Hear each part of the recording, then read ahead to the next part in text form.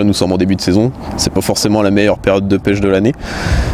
Malgré tout, il y a quand même moyen de capturer du poisson et de déclencher quelques touches. Donc aujourd'hui, je vais vous partager mon approche que j'ai l'habitude d'utiliser pour cette période assez difficile de la saison. Donc dans un premier temps, je me retrouve aujourd'hui sur un petit plan d'eau de mon secteur. J'ai la chance d'avoir énormément de plans d'eau autour de chez moi. Donc c'est un privilège, j'en profite. D'autant plus que la rivière est en crue en ce moment. Donc voilà, je peux pas pratiquer ma pêche favorite en ce moment. Donc voilà, je me retrouve sur des petits plans d'eau en ce moment, essayer de déclencher quelques touches et de me faire plaisir. Donc je vais vous présenter l'approche que je vais mettre en place en deux parties. Donc dans un premier temps, l'approche par le montage, puis ensuite je vous parlerai de l'approche par léchage et la nourriture que je vais donner aux poissons. Donc dans un premier temps, la berge qui est derrière moi est très boisée, enfin très sauvage, il y a beaucoup d'arbres dans l'eau, beaucoup de branchages. Et ce qui s'est passé avant l'hiver, c'est que comme tous les ans, les feuilles tombent et il y a beaucoup de choses qui viennent se poser sur le substrat, comme des branchages, des feuilles, enfin beaucoup de débris. Et le poisson aura toujours de l'alimentation sur ces débris. Que ce soit une couche de feuilles mortes, comme on pourrait appeler une couche d'humus sur le substrat. Moi, c'est des zones que je vais plus aborder en cette période. Il y a beaucoup d'obstacles, beaucoup de zones encombrées. Cette couche d'humus qui apporte des nutriments supplémentaires aux poissons, où il y aura toujours de la nourriture qui pourront venir retourner. Et c'est des spots qu'en cette période je vais tout de suite aborder. Je vais pas me concentrer sur une pêche de plein eau forcément, où il y aura plus d'eau, moins d'eau. Je vais toujours rester sur ma pêche de bordure, toujours rester sur mes pêches dans les obstacles, parce que je suis un grand fan de pêche d'obstacles. Et puis en longueur de temps, les poissons ils sont ici, que ce soit pour se caler, que ce soit pour passer ou pour s'alimenter simplement. Il y a toujours du poisson à longueur de temps, donc c'est un gros avantage. Et surtout en cette période-là. Alors simplement, comme je vous disais, sur cette couche d'humus qui se trouve sur le fond, j'avais plusieurs choix qui s'offraient à moi. Le choix d'aborder une pêche visuelle avec des pop-up, quelque chose flashy comme j'utilise à longueur de temps d'ailleurs, j'adore. Mais aujourd'hui je suis parti sur quelque chose de différent.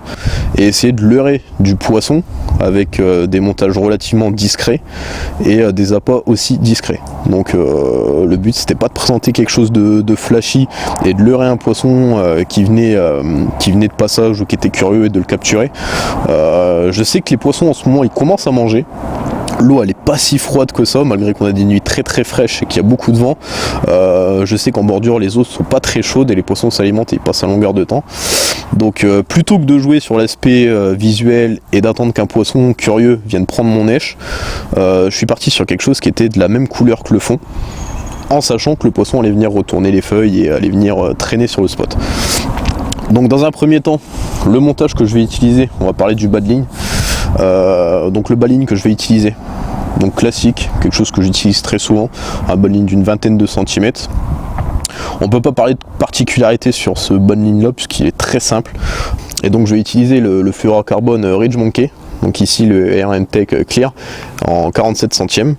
C'est un fluorocarbone que j'utilise vraiment à longueur de temps, que ce soit pour faire mes spinners, que ce soit pour faire mes combi rigs, que ce soit pour faire tout type de montage. C'est vraiment le fluorocarbone que je vais utiliser principalement.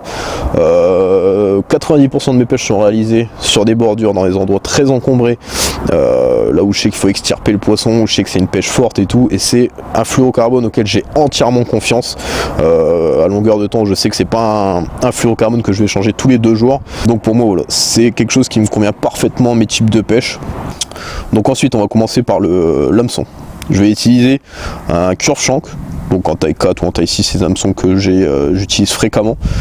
Et la particularité de ce montage, ici, je vais reprendre l'idée du KD-Rig sur un montage simple, puisque je vais faire ressortir mon cheveu à la première boucle du nœud sans nœud autour de ma hampe, et on remarquera qu'ensuite mon hameçon sera très agressif et le cheveu sera dans la continuité de mon bas de ligne. Donc voilà, mon cheveu et mon bas de ligne seront sur la même ligne, et puis mon hameçon, donc mon curve, lui, sera exactement à l'opposé, à l'équerre si on peut dire, et voilà, ce sera très agressif, et le premier poisson qui va prendre l'èche se fera automatiquement piquer. Ça, il n'y a pas de doute là-dessus. Pour moi, c'est quelque chose qui est très très important, c'est rendre son hameçon très agressif. Ça fait maintenant très longtemps que je n'utilise plus de montage avec mon cheveu qui est collé sur la rampe. On voit une différence d'agressivité où le cheveu est collé sur la rampe et où il est carrément extirpé de la rampe, et c'est une agressivité incroyable. Donc voilà, ça c'est ce qui concerne la petite touche agressive de mon montage.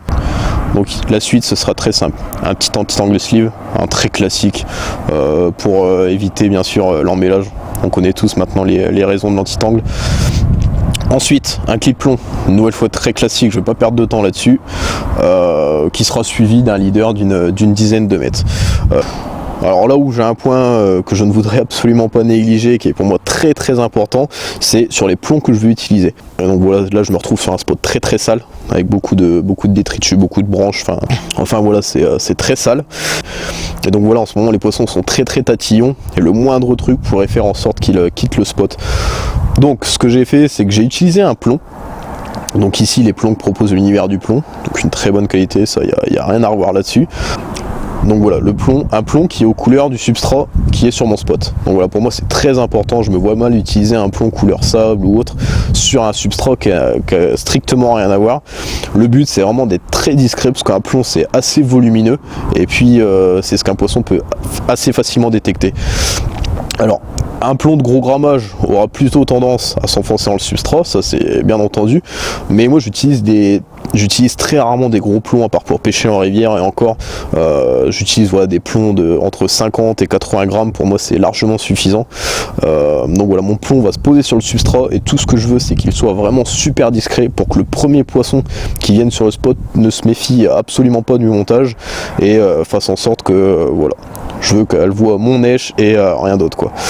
Donc voilà, les points les plus importants sont l'hameçon très agressif, un montage costaud, un leader adapté à mon type de pêche, et puis un plomb du couleur du substrat. On va parler de lèche que je vais utiliser pour ce montage. Alors ici, ça va être quelque chose tout aussi simple. Comme beaucoup le savent, j'utilise à 90% de l'année les Pacific Tuna. Comme je le disais avant, c'est vrai qu'en ce moment on est plus préparateur, on est plus minutieux dans sa pêche. Moi à l'avance, je préfère préparer mes appâts plutôt que d'utiliser des appâts lambda.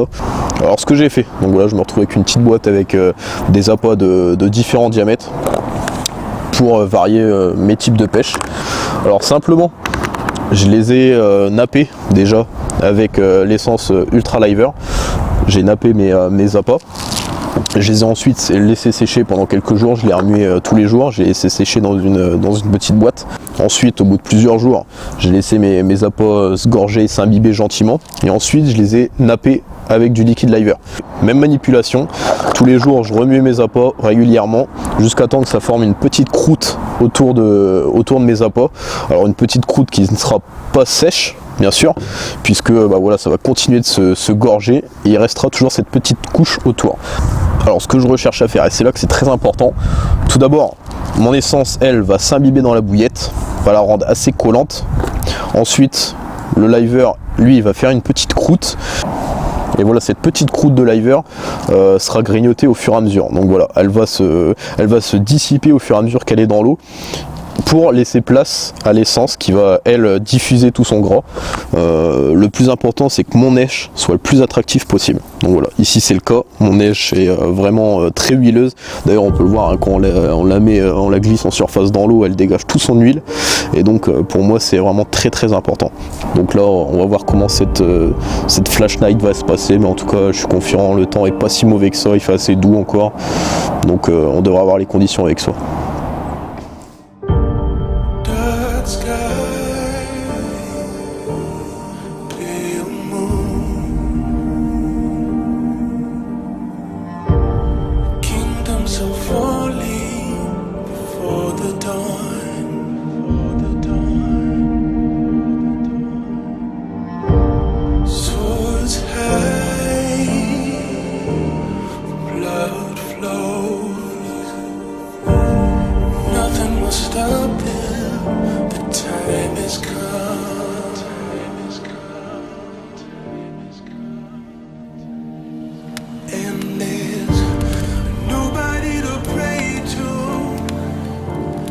Nobody to tell you it's alright, and all the gods are falling.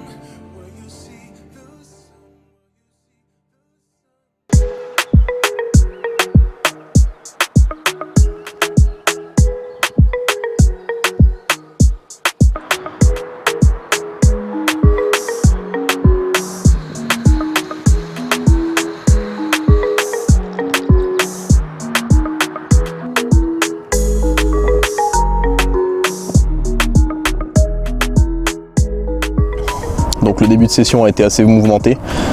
Le début de nuit a été assez compliqué puisqu'il y a un banc d'amour blanc qui est rentré sur mon spot et ça a été dur de les éviter, donc je toucherai 4-5 amours blancs.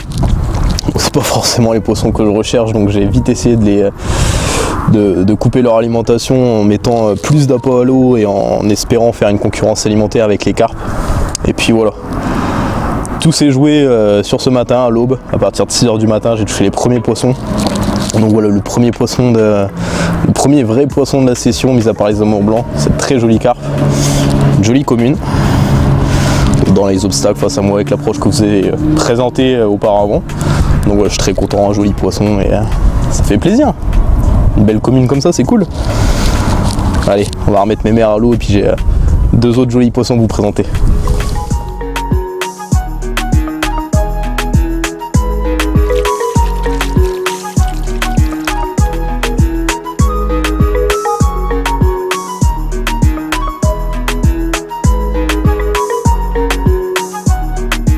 Voici le deuxième joli poisson de ce matin.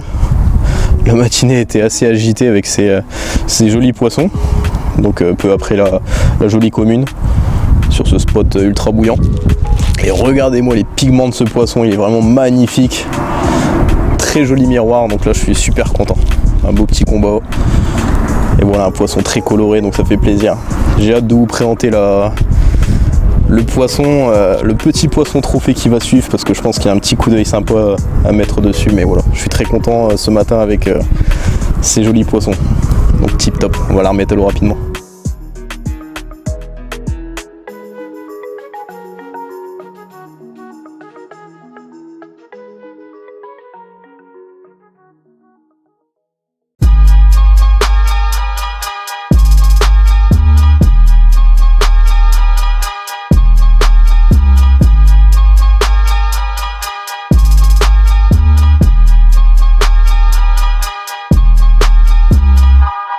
Quoi de plus beau de conclure la session par ce joli poisson. C'est pas forcément mes poissons favoris, ceux que je recherche, mais de temps en temps voir de la couleur ça fait vraiment plaisir.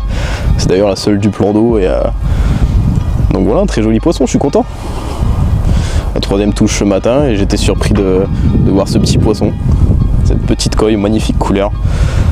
Donc voilà, l'approche a été payante. Les poissons se maintenaient sur les bordures et je pense que les appâts ultra boostés ont fait vraiment le travail. Des matériaux costauds, du matériel adapté, et puis tout pour combattre des poissons dans les obstacles. Donc ça fait vraiment plaisir. Je suis très content par cette petite coille pour conclure ce clip. Et donc en tout cas là moi je me suis fait plaisir avec ce joli poisson. Donc nous on va se dire à bientôt pour d'autres très jolies images comme celle-ci.